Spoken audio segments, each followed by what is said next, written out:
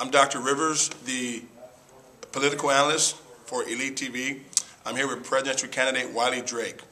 Wiley Drake, can you explain to me the issues of the separation of church and state? Many believers and people in America don't understand the truth of the separation of church and state. Can you explain that? Well, the reason they don't understand the truth of, quote, separation of church and state is simply because they do not understand the roots from which this country came. This country came here, the people said, when they stepped down off the boat, when they got on the shore at Plymouth, they said, we're here for the glory of God. We're also here for the advancement of the Christian faith and a righteous body politic.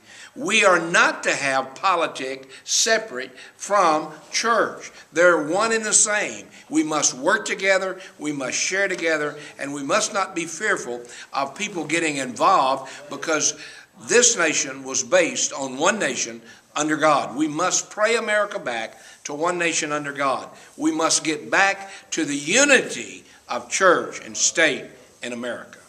So if I hear you in the correct way, there is no law on the books of separation of church and state. Absolutely no law on there for separation. The only thing that's ever been written was a letter written by Thomas Jefferson to a group of Danbury Baptists who the Danbury Baptists said, we're afraid you're going to get us back in a Church of England situation where we got a state church.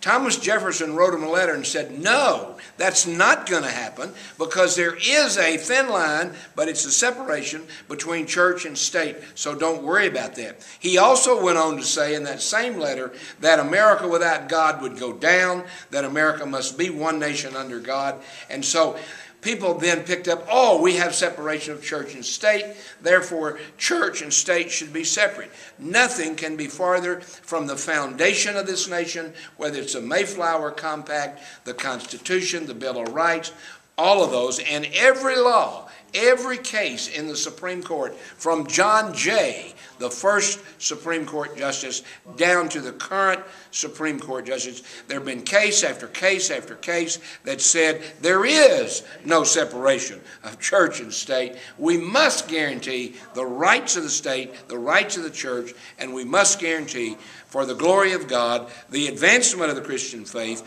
and a righteous body politic. So Wiley, if I'm hearing you right, why is the body of Christ afraid in this nation of that myth? Well, because back in the 60s, when the president and others brought about this whole concept, they wanted to keep the people, that is, we the people, primarily we the people in the church, they feared them the most, and they wanted them to be quiet and not be involved in politics. And so therefore, they came up with this idea of you must be separate. And the 501c3s were established and all of that. And so it made the pastors and the people fearful. Oh, you don't dare get involved in politics. You don't dare talk about who to vote for. You don't dare talk about the continuity of government and all those kind of things because they'll take away your freedoms, if you will, and nothing could be farther from the truth. The church does not owe any obligation in that sense. And so we need to understand that fear came up, and the word fear, it was fear. The word fear spells out F-E-A-R. That's false evidence appearing real.